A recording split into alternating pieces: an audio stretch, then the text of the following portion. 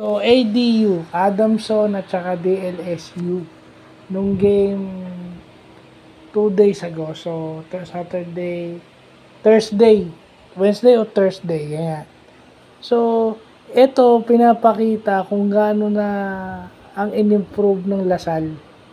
Kasi nung third quarter, halos wala silang tinirang, at sa highlights, wala silang itinira na hindi 3-point shots.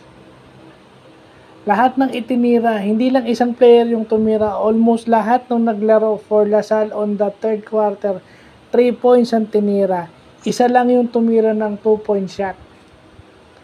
So, kung ikaw yung Adamson, alam mong, hindi mo na dapat, it's a priority on defense na alam mong mainit yung Lasal from the 3-point line, dapat depensahan mo naman. Kaso, nung nag-close out yung isang player, binigyan ka naman ng isang 2-point shot. So, talagang mainit yung offense ng Lasal. And, ginawa ng Lasal yon to counter yung inside game nung Adamson.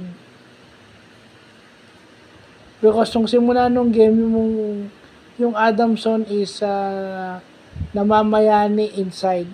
Although may import din naman yung Lasal na pantapat doon sa Adamson, pero maganda lang talaga yung inside game nila.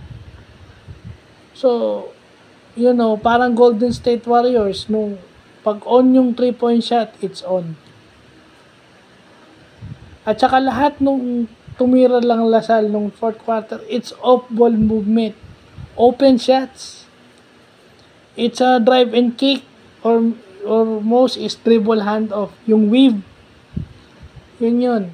So, may problema yung depensa ng Adamson on that part. Kasi it's either drive and kick or yung dribble hand-off. At saka makikita mo na yung skills nung Yambao. Si KQ. No? Kahit saan tumira eh. No? Kahit saan tumira to si... kasado to si KQ. So, congrats sa Lasal dahil magandang laro nila. Siguro talagang may problema lang yung Adamson on that part of the game.